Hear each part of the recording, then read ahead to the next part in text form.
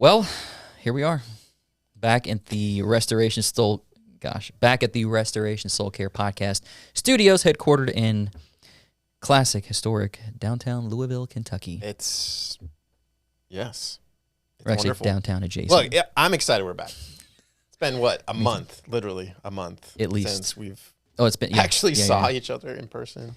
Yeah. Oh, settling into this moment. How you feeling? Appreciating it.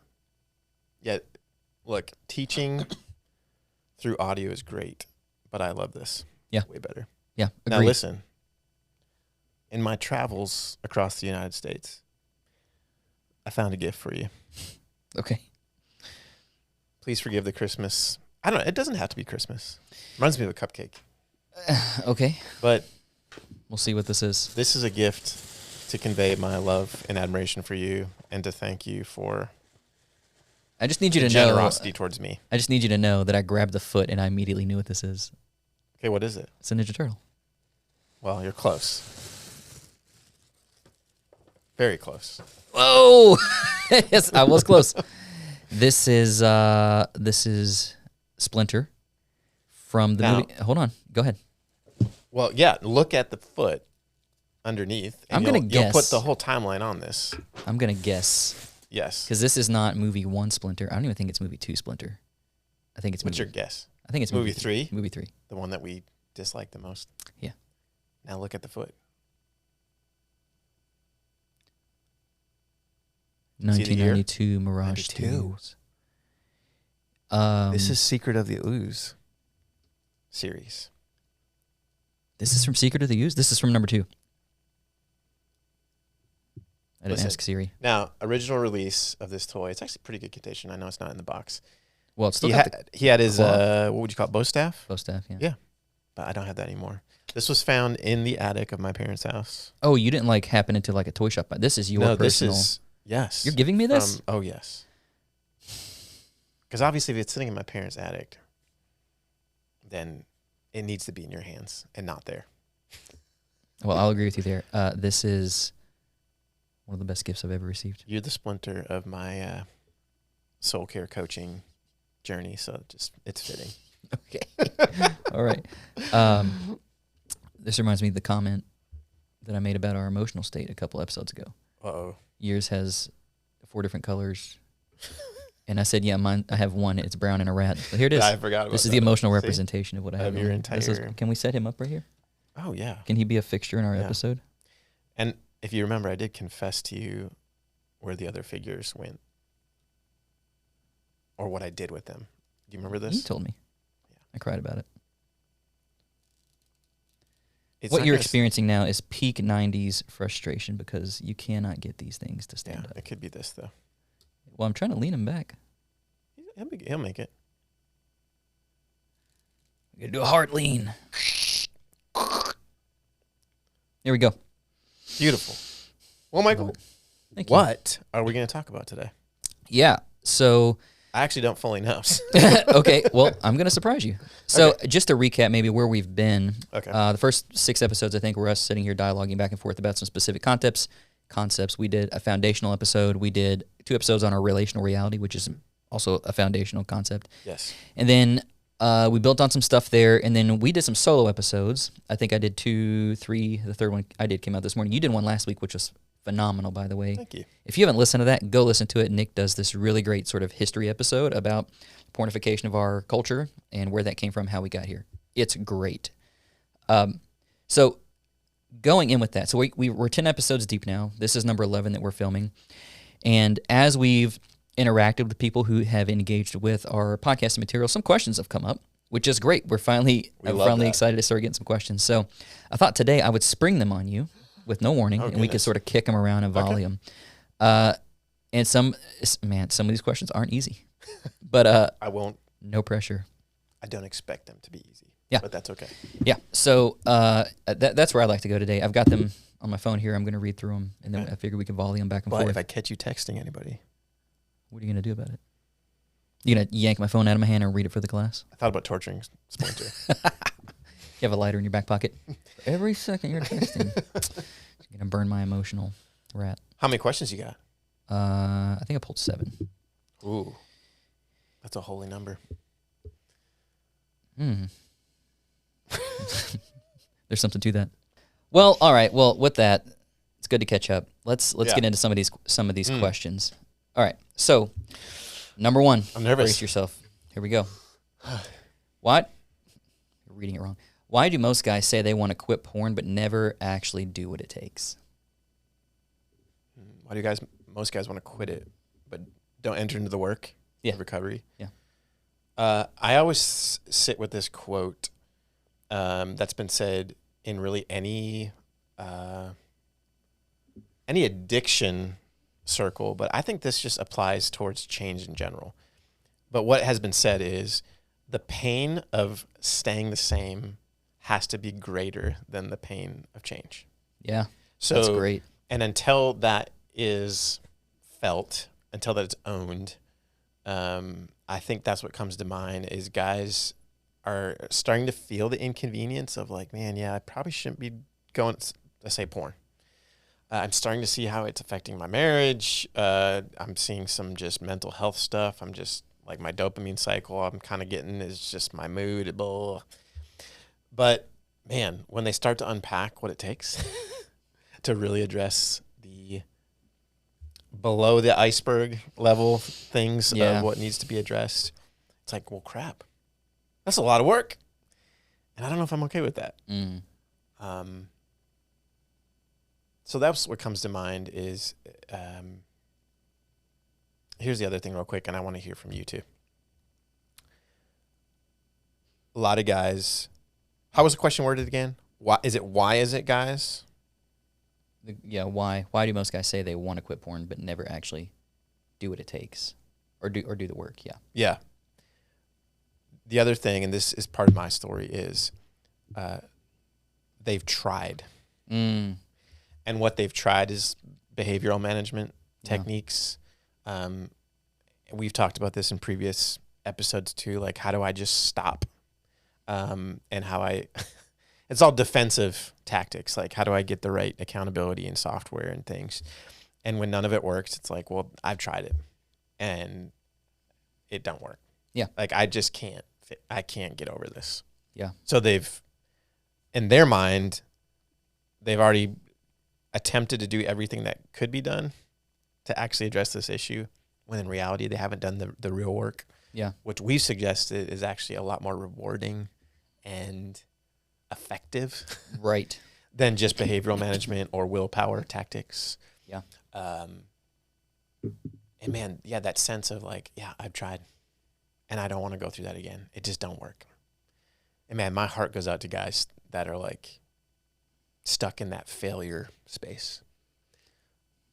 Yeah. What comes to mind for you? Those things are right on. So you would say, maybe misaligned expectations. Yep. For what it actually takes. Yep. And then 2, having tried it before, again, exhausting maybe all of their skills that they think they have developed that they can tackle this with. Yeah. And I would agree with those absolutely. Right, because if you have taken a swung at beating this and you don't, and you try it multiple times and you're in multiple churches and you're in multiple groups and you do multiple things and none of it kind of sticks, it's kind of like, well, you settle into this, it's just not going to happen. Yeah. And then you go into management mode, which often involves like hiding and secrecy. Like, well, if I'm not going to beat this, I don't want to live in misery with my spouse. So how do I live at peace and also deal with it? And it just becomes about keeping a secret to manage the pain and manage the fallout of it. Yeah. So I'm going to jump in again. Yeah, do it. As my mind's turning. This is always the way it works in this podcast. I'm like, I give an initial response, but then I have more time to think about it. Here's actually the way I would say the first thing I told you about with pain, the levels of pain of staying the same. It's got to be greater. This is how I would actually say it. I think the number one reason why guys don't engage with the real work of recovery is because they're not ready to give it up. Say more. Porn has a very important place in their life. It is serving an intentional purpose. It is, in a way, meeting needs that are deep down to the soul level. Yeah. And guys, girls are not ready to give up what porn is doing for them. Yeah. And so why do the work if, man, porn has become a very important thing for me? It's how I cope. It's how I find maybe an aspect of identity. Again, it just has a very important place in my life. And I'm not just going to be like, yeah, I'm just going to give that up. Right. And I think you and I actually, when we work with someone, we acknowledge that. It does have a very important place in your life. And the things that it's addressing are good things and need to be addressed. Yeah. But there's the trust factor that is there a better way? Is there actually something that can truly meet those needs or meet that pain? And we want to say yes, but it takes some trust to say, I'm going to let go of this for something else. Right. And I don't know if I'm ready to do that. Yeah, the phrase, if it ain't broke, don't fix it, is coming to mind. And a lot of the times when we go to that, it's like, well, this system's not broken. This is actually working for me pretty well. Yeah. So why would I disrupt that just because my wife gets mad at me? Yeah, and it's hard. I mean, having a Christian worldview is important because a lot of secular ideas are, well, you got to hit rock bottom before you can really come to that place to say something needs to change. Yeah. I think God in his grace can meet somebody before they absolutely make a disaster of their life, to have a realization to know, you know what, I'm depending on porn. I'm depending on this sexual way of acting out to meet my needs, to accommodate things, to bring a form of redemption in my story. But man, it's not doing it. Right. And I don't want to wait till it completely blows up my marriage and my family and my career. I want to address that now. And actually, by God's grace, to some degree, that was my own story. God used a little 10-minute podcast when I was serving as a pastor. And I had just this aha moment that's like, oh my goodness, no more. Like I can't. And I remember actually a pastor, when I had this whole wave of goodness, I need to go to the nth degree to address this. I remember he sat down with me, he said, Nick, are you willing to ride this all the way out? Are you willing to put it all on the line, to be completely transparent, to commit to this? And naively, I said, oh yeah, absolutely. Of course. Yeah. But I didn't know that after that, a lot more hardship would come. Yeah. Right. Which we've talked about on this podcast and other places as well. But it was worth it. Yeah. It was worth it to start that journey towards Mordor. Right. And there is a very clear difference, and I think what you're describing, between getting caught and self-disclosing or confessing this out of the gate. Yes. And neither one of those are easy, and they both will probably create some degree of hurt and fallout. But one says, I'm choosing trust, and the other says, I'm choosing mistrust. Yeah. Confessing this secret might have really profound impact on my marriage and my relationships. But what you're saying by confessing it out of the gate, without someone prompting or digging or pushing and saying, I think, suspicious wise, you're saying, I desire to be trustworthy. And the evidence of that is I'm going to tell you the truth about me, about some things that are true of me that are painful and difficult, and I know that they're going to hurt you. Yeah. That's hard, but I think it's what God's calling us to. The other thing, getting caught, is where you're choosing to not trust because you're hiding it and it's a secret, and then you either, you get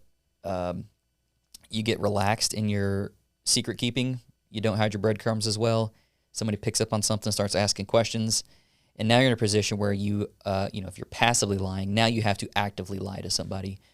And good grief, the damage that does is insurmountable when compared to just confessing it. Yeah. And I'm not to get into the weeds here, but I just started working with a guy in the last week. Oh man, the wife thought there was something going on. Started pressing him, and then the stuff started coming out. Yeah. And then it was like old wounds ripped open, and it's a mess. It's just a mess, dude. It's not without hope. There's always hope, but man, it's a mess.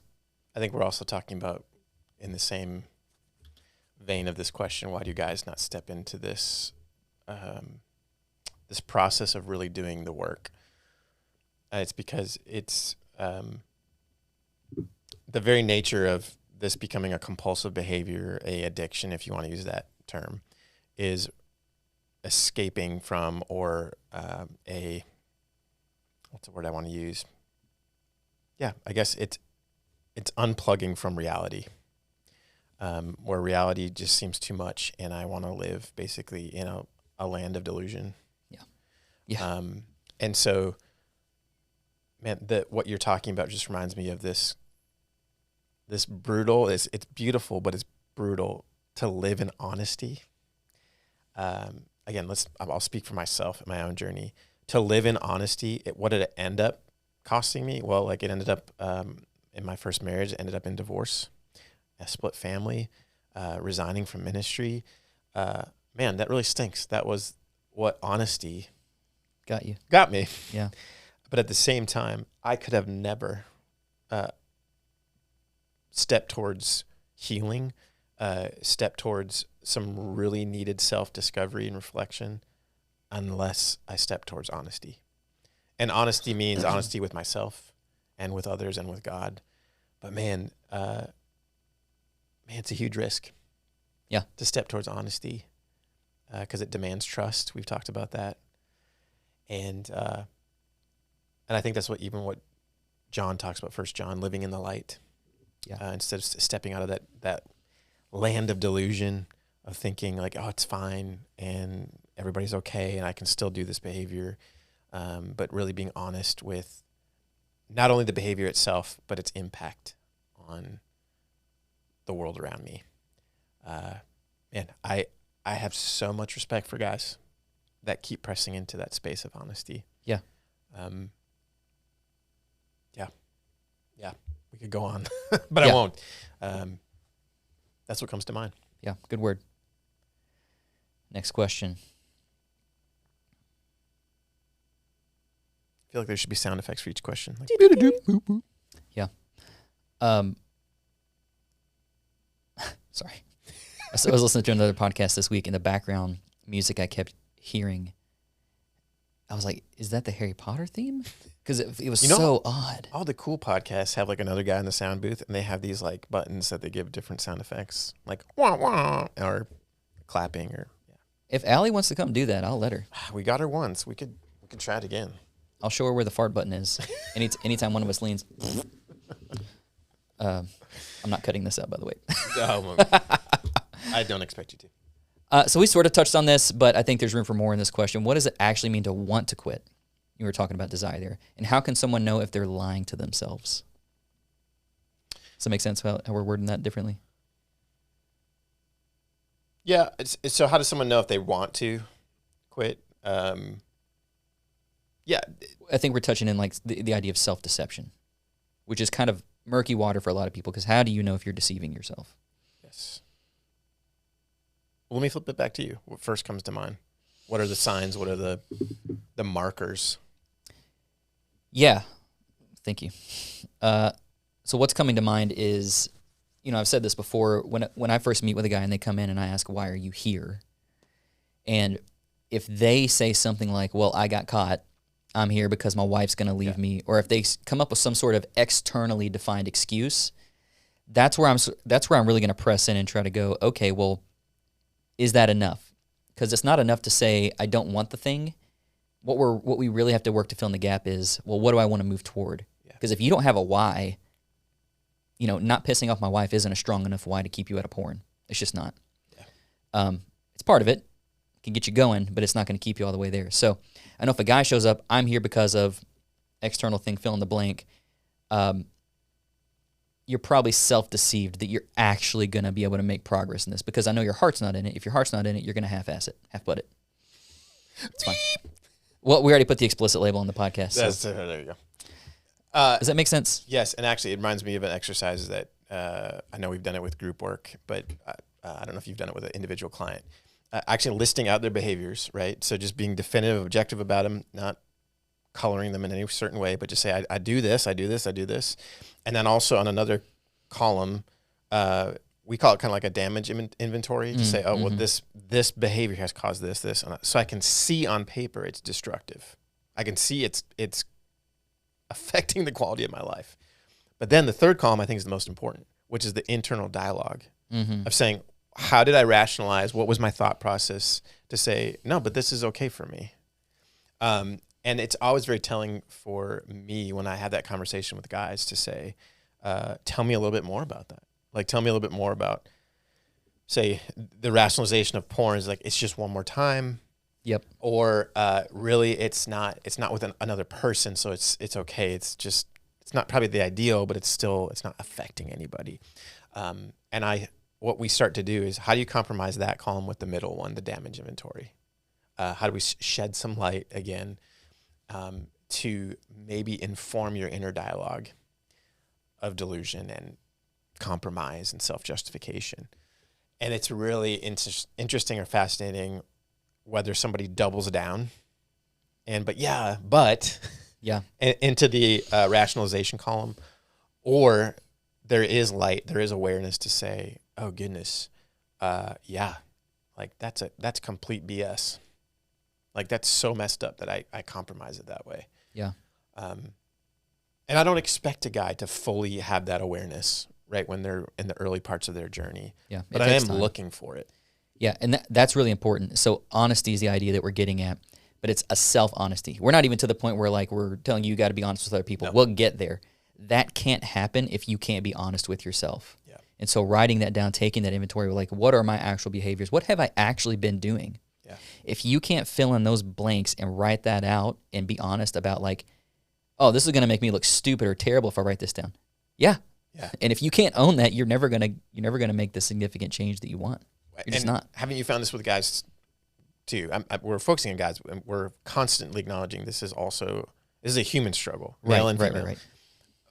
Because we work with men, what we've seen a lot is this like confessional dump, right? So guys know they need to be honest. They sense that, but they skip over what you just said, honesty with yourself. Yeah. And so they try to solve it by saying, well, I'm just going to dump it then on my spouse. Yep. And I'm going to get that monkey off my back, and I feel so much better. Feel free. The guilt's gone. Or even to, like, a buddy, I'm like, I'm just going to dump it, and that's going to solve it. Like, I just told my buddy all my stuff, as if that honesty is enough. It is good. But what we're saying is what you just said, is honesty needs to actually first be rooted in ourself. Honesty to look at this behavior. Honesty to look at how I've been operating. And speaking of a spouse, this is probably for a future season. We actually recommend guys not initially just dump on a spouse. Yeah, don't do that. To have a disclosure is what we call it. It needs to be prepared for and thought through. Yep. So, I'll just save that for a different episode. So we actually caution guys, and that surprises them to say, we don't want you to dump this on your spouse right now. It's actually very hurtful, and put your spouse in a very, very overwhelming, sometimes traumatizing state. So we want to work towards that, but we need to make sure we're doing the work to do it well. Yep. And it's not just a dump. Right. So. Because you could miss things, and then your spouse can start asking questions, and then we get into a territory we call staggered disclosure. Oh, it's horrible. Which is where she starts asking questions, and you reveal new details every single time because you're like, oh, I just remember this. Yeah. And it sounds pretty innocent to you, but to your wife, it's like, you're hiding more stuff again. And often an initial disclosure, a dump disclosure, isn't fully honest. Because it's like, I want to be honest a little bit to get the weight off my chest, but I'm not ready to fully own it. Right. So, yeah, and you're right, too. Sometimes it's forgetfulness, but sometimes it's actually dishonesty. Right. It's holding back. Yeah. So both ways can be prevented by preparing. Preparation. Slow down. Work with your local sex addiction coach or therapist. Or find one online. rscky.com. That's a jingle. rscky.com. Then we're not going to use that music. Oh, my gosh. I can't believe that fits. That's going to derail Let's go to the next question, That's please. derailing me for the rest of the day. rscky.com. Okay. Don't sue us. We're just playing around. Notes. Nationwide's going to bust us up. You do the inverse? What's it called when like a musical artist takes a track and then like Samples. sample. Yeah, you want to sample it? We got to get their permission. Okay, I'll write them a letter. Okay. Done. We got it, guys. Next question. We sort of already touched on this too. We're doing such a great job. This is We giving me are. confidence. Like, we don't need to ask questions. We just need to talk. That's a joke. What are the hidden benefits of porn that guys don't want to admit they're still clinging to? Oh, that's a great You question. touched on this a few minutes ago, but maybe let's go a little deeper into Well, it. I think guys are afraid to ask that question. Like, if I don't want to let it go, obviously it's beneficial for me. Like, it's important to me, but I'm afraid to own that. So what are the benefits? Well, you're naming this tension between this feels good and is doing something good for me, but also I know it's profoundly evil, especially if I'm in a church or spiritual community where we talk openly about it, and it's like we just talk about like porn's evil, Yeah. just out of the gate. So how do you live in that tension of like I'm doing something that is evil and profoundly against my values and even my spiritual life, but also it's good and it's sort of meeting some needs? Yeah. So we talk about this a lot in the addiction cycle. We all, as human beings, carry pain, woundedness in our story. One benefit, if we want to call it that, one thing that porn gives to us is, and what's the medical term for it? It's a painkiller.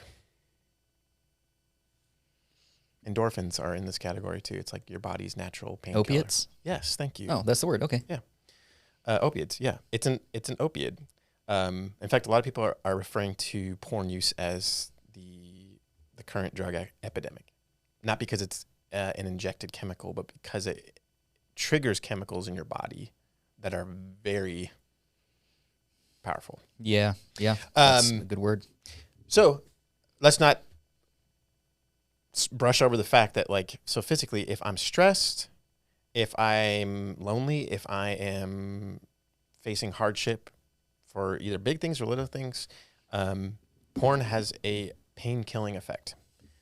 We haven't gone really deep into brain science, but like we just mentioned, I'd say the big three, serotonin, endorphins, and dopamine, have a effect in our brain and then our body of pain killing, right? And that happy, euphoric feeling. And man, that's not true to porn only. That's also like people do that with food. People do that with in general screens. Yeah. To To quote Tim Meadows, you take all your bad feelings and it turns them into good feelings. That's good. Thank you. My leg's falling asleep. Speaking of painkillers, How old are you? I'm just kidding. 40 this spring.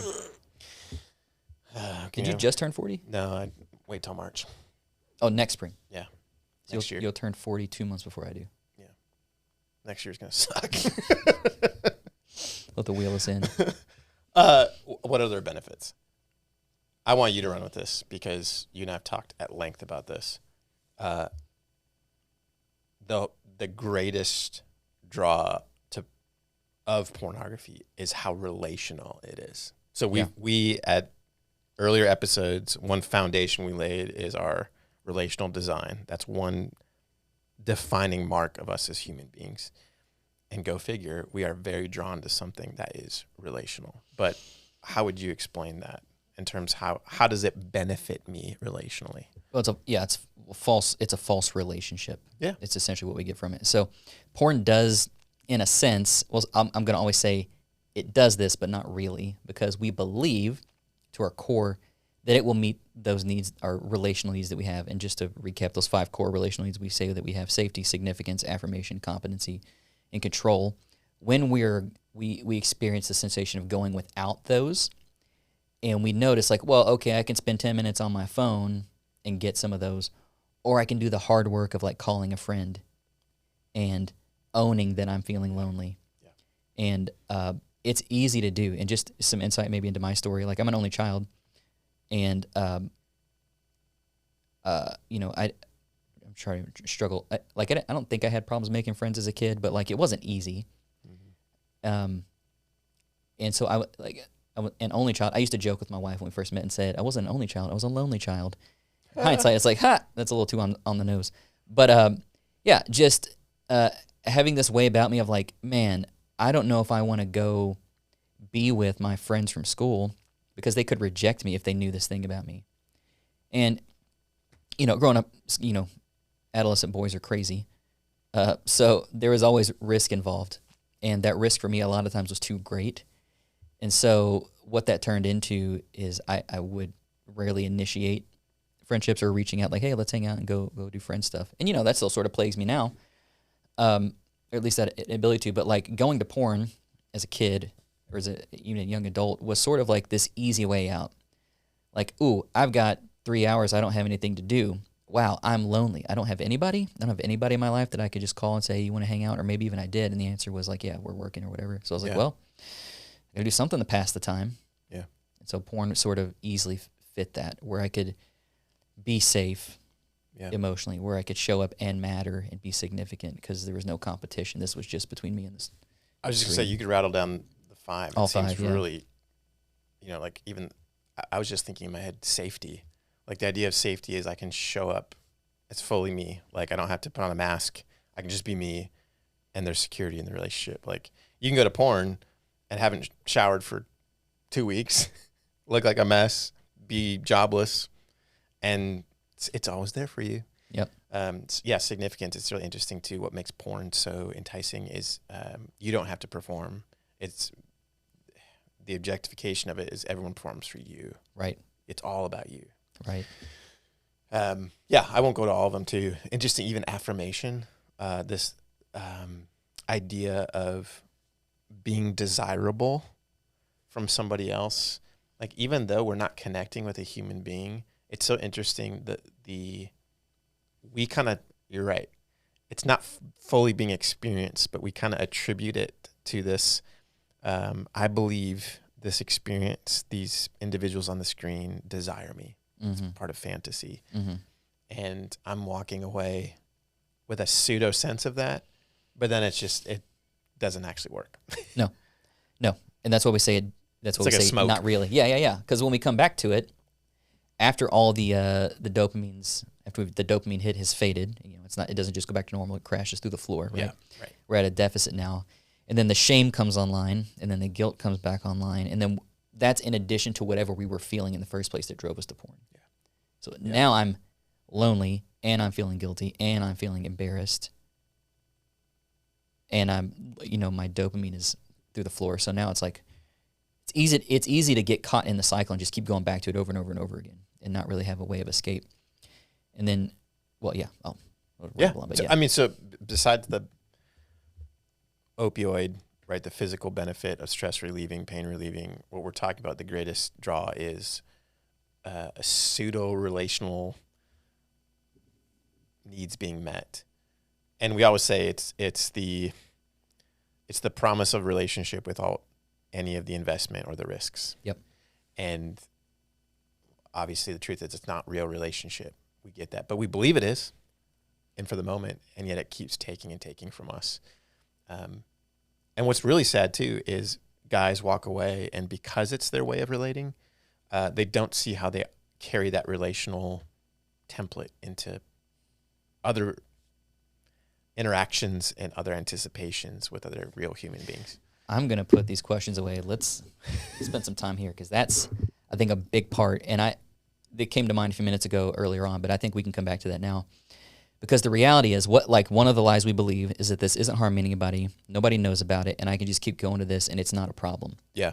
But say what you just said again, because that's huge, because it's saying you might believe all those things are true, but guess what? They actually are causing problems. What we're saying is it's relationally forming you. Yeah. You cannot engage in that space without being molded, what's the whole idea that we've talked about in earlier episodes, that we are in a constant state of transformation and change. Mm-hmm. Permeable. That's permeable soul. Yes, we agree that like some of the most formative years of you relationally are when you're very young, 0 to 2, and your attachment's being formed and you're downloading information implicitly.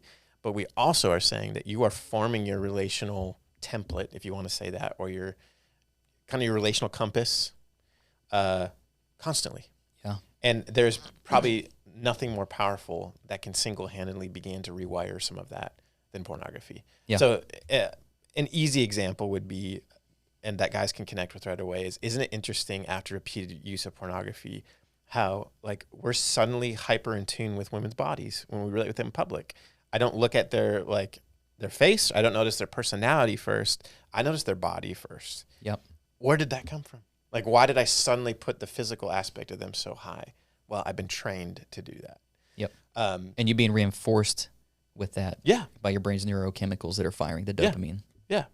You know, what's interesting too is they're finding out statistically that people are actually becoming less sexually active. We've talked about this, and I talked about this. I did a deep dive on this like a week ago. It's It's crazy. And this was actually a surprise to me because initially I would think, okay, more and more people are using pornography. It's more a common thing. So therefore, they're going to naturally want to be more sexually active. But actually, young people are feeling more insecure. Yep. So another way of relating is I feel insecure about my body. I feel insecure about my lack of sexual knowledge, or I can't perform like that, like I saw. So I'm too afraid to even enter into that. And goodness, where did that come from? Right. That insecurity wasn't always there, but I've built these standards of what relating looks like. I've built these ideas of what other people are looking at me like. And that's all been informed by this performance that I've seen in pornography, which isn't real, but it feels real. Right. Because it involves human beings and structures that God has related. Yeah. And even thinking about like what we're exposed to, even in terms of sexual education, like you and I are of the age, like we got some sort of thing at public school. Yeah. And I'm assuming you went to public school. Mm-hmm. That's true. Or our parents talked to us a little bit about it. Yeah. My experience, not much.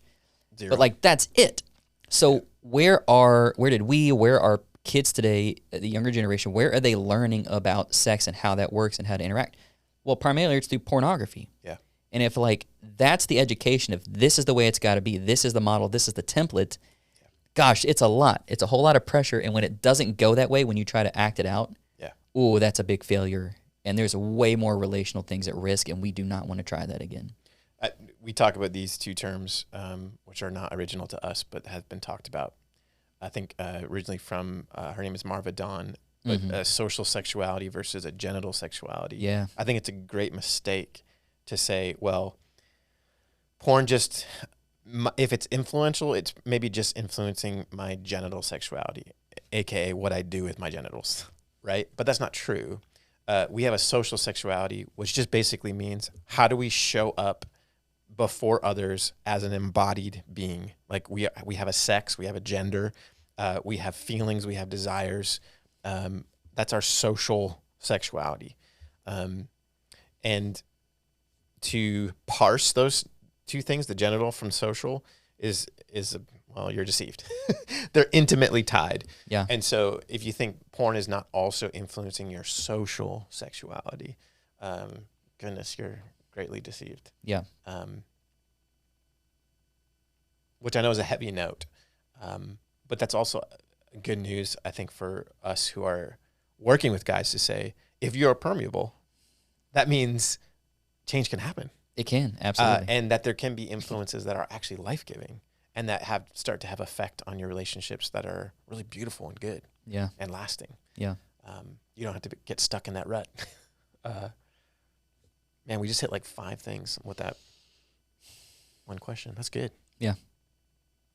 Well, do you want to look at the other ones?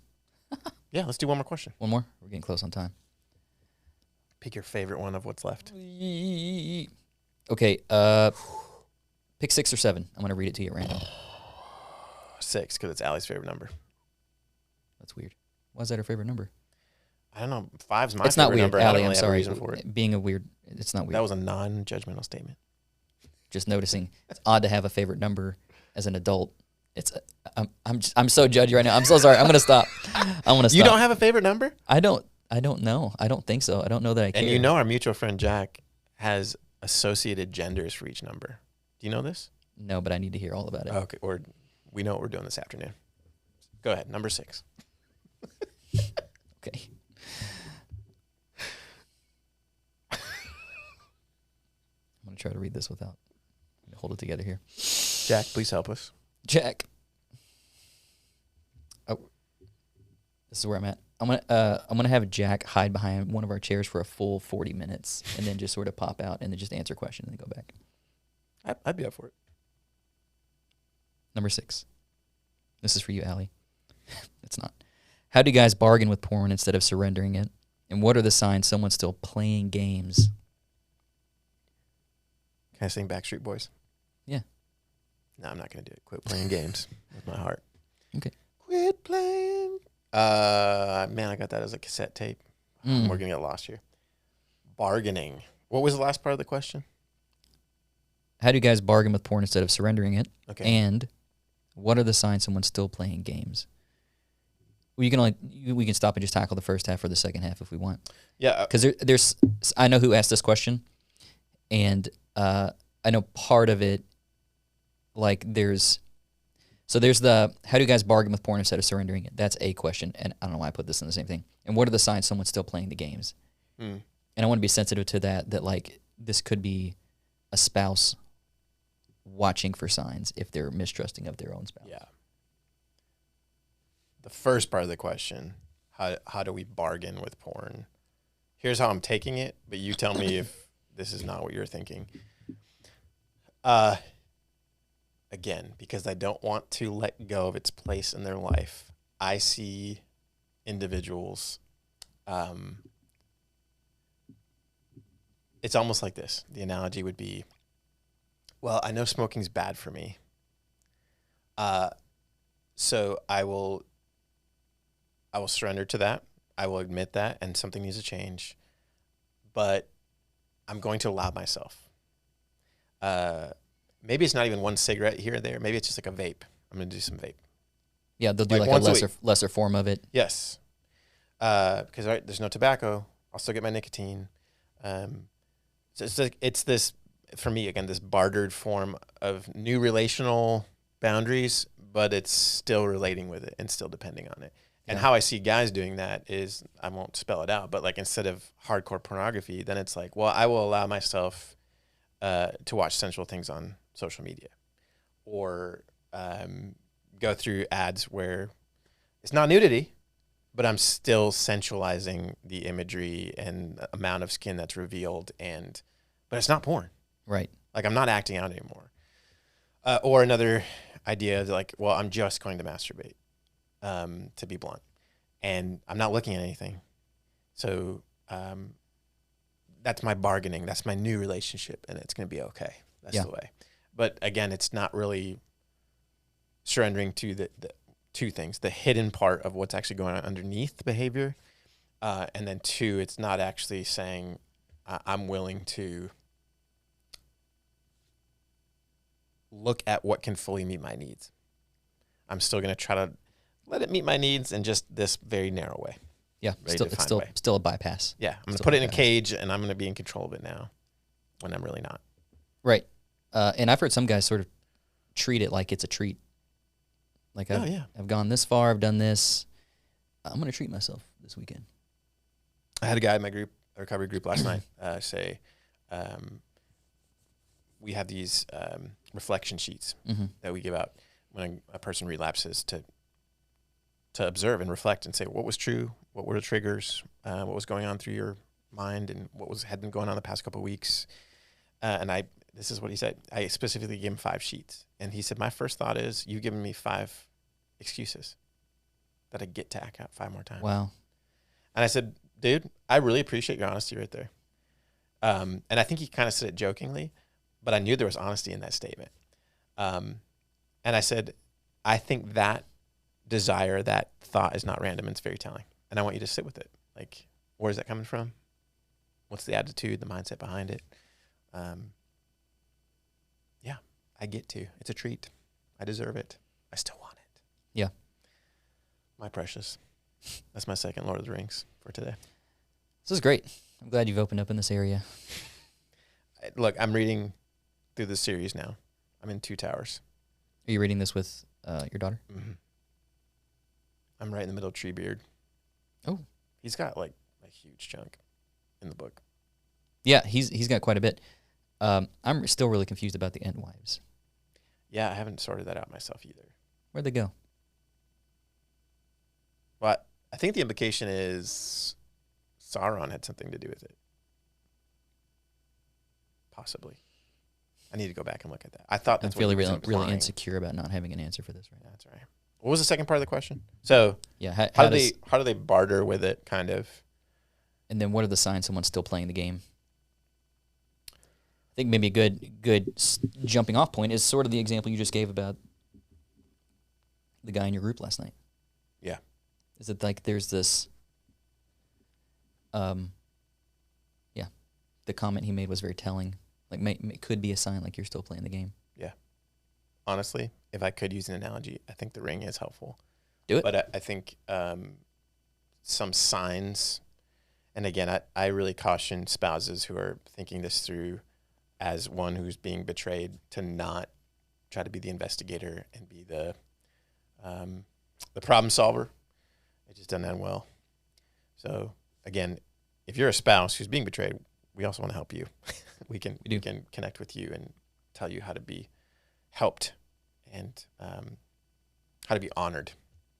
Anyways, the point I would speak to the person who is still struggling.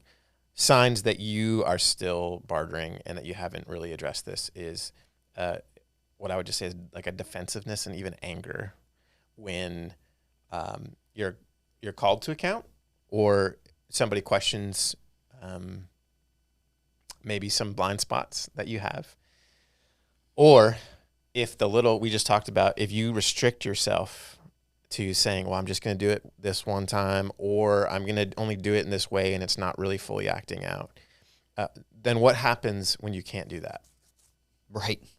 Is there anger? Is there frustration? Do you react to that and then lashing out? And I think overall is there's a mindset of entitlement. Like, I deserve this. Yeah. Like, I need this. Yeah. I think those would be signs to say, hey, let's just check our heart while we're doing. That's great, and I think it's spot on, but I do want to clarify, not all, just because, like, ladies, if you're listening to this and your husband gets defensive if something comes up, it's not a 100% determiner that he is probably still using porn. Don't hear that. But what we're getting at is that, like, this overall posture of defensiveness toward it, I think suggests that there's a lack of openness about continuing to look at yourself with the level of honesty that this work necessitates for long-term sobriety. Yeah. And actually the context I envisioned in my head was actually with guys being honest with other friends where transparency has already been talked about and asked for. And when a guy who's like, say if I went into your life and said, hey man, like you just told me that you've been on your phone a lot. Can we just talk more about that? And then there's defensiveness, there's anger, that's the setting I had in my mind.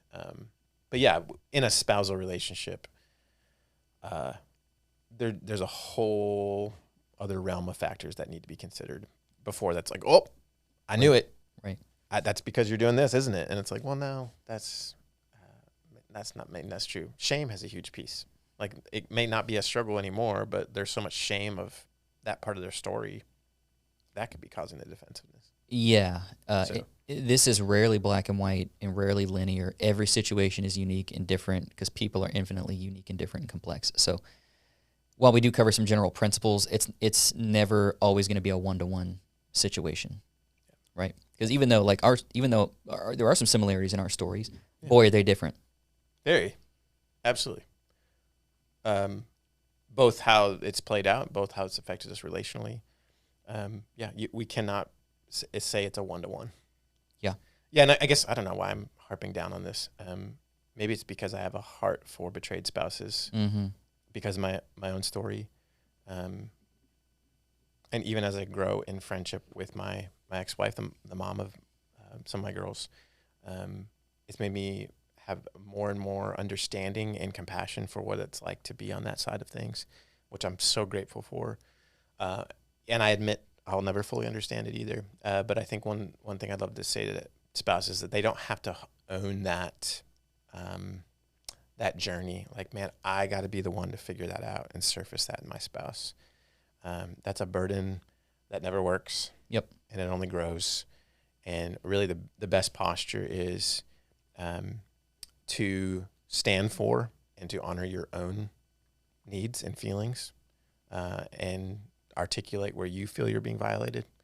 And then to seek help for how do you do that consistently and surrender that your spouse needs to do their own work, which is so hard, Yeah. so hard to do.